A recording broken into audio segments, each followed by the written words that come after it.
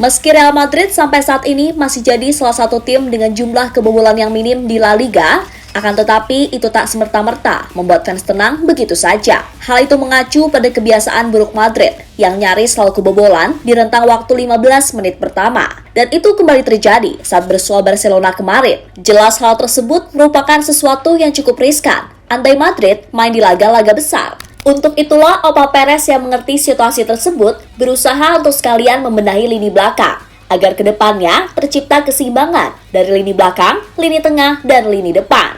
Dan nama Gonzalo Inacio pada akhirnya dipilih untuk menjadi target selanjutnya. Tentu saja atas dasar apa Real Madrid mengincar bek 22 tahun itu sebagai suksesor para bek-bek Madrid yang kini mulai menua? Yuk kita bahas sama-sama.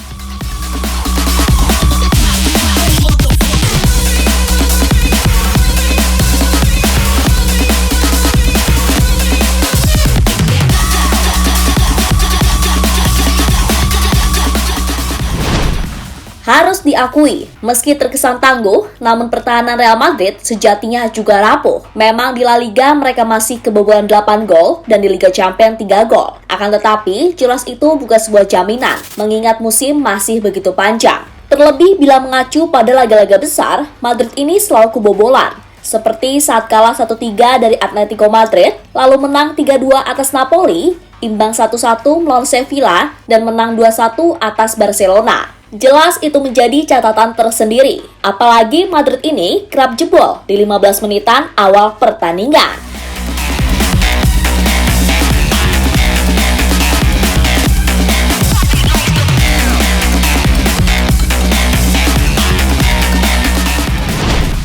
Ya, tentu saja bila Opa Perez sudah melakukan regenerasi di lini tengah hingga depan yang kemungkinan akan kedatangan Mbappe, maka lini belakang ini belum. Terlebih melihat usia bek-bek Madrid sekarang. Praktis hanya Eder Milito yang usianya masih 25 tahun, sedangkan Rudiger sudah 30 tahun, Alaba 31 tahun, dan Nacho Fernandes 33 tahun.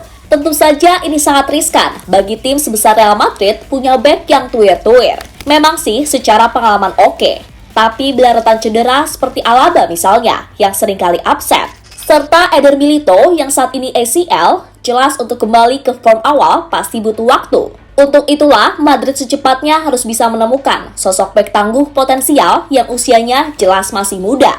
Dan pilihan itu jatuh kepada bek muda milik Sporting Lisbon berusia 22 tahun, Gonzalo Inacio.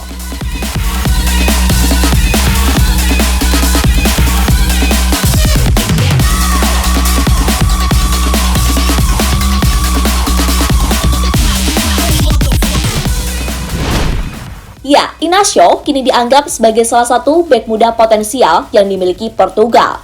Dilihat dari gaya main, banyak yang menilai kalau ia begitu mirip Pepe dan Ruben Dias. Ya, Inacio dianggap mirip Pepe bukan dari sisi tubruk-menubruknya, melainkan kemampuan duel udaranya serta kemampuannya melakukan intercept. Kemudian atribut dari Ruben Diasnya, ia dianggap bagus dalam hal build-up, pembacaan permainan, dan punya leadership yang oke.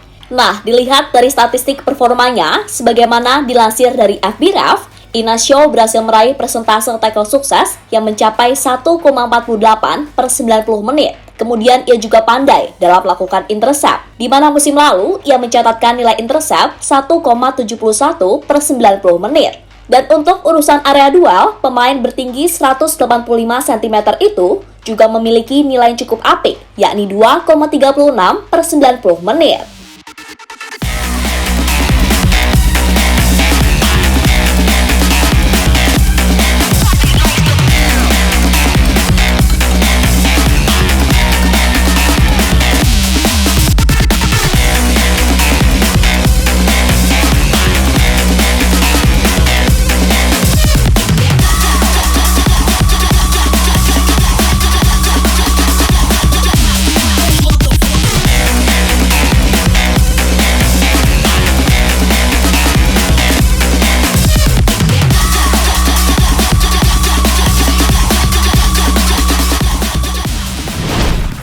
Nah, jika itu tadi dari segi defense, kemudian gimana dari segi membantu serangan?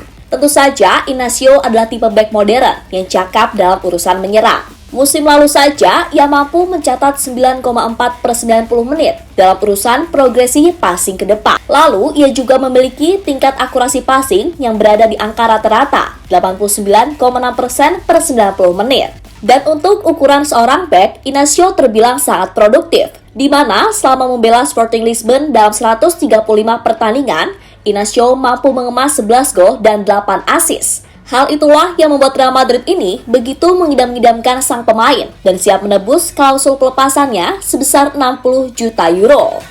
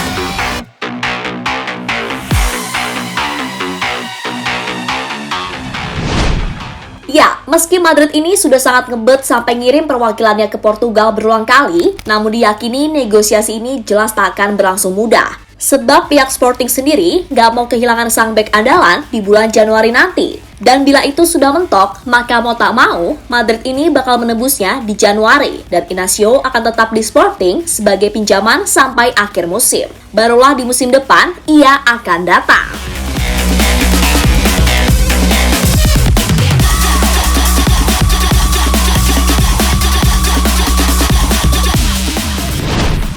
Nah, bila semua ini berjalan lancar, termasuk si Mbappe nih, yang katanya sudah fix join musim depan, kita tentu akan melihat Real Madrid yang sebenarnya. Sebab di musim ini, ya harus diakui, menjadi musim yang nothing tulus. Nggak ada striker top dunia, sering krisis back pula. Untuk itulah, revolusi lini belakang Real Madrid akan melengkapi semua hal yang sudah disusun. Dan barulah di situ, fans Madrid yang budiman bisa ngegas dan optimis tim kesayangan akan tampil mendominasi. So, kita tunggu saja pergerakan Real Madrid yang memang sedang dalam masa transisi bersama para pemain muda.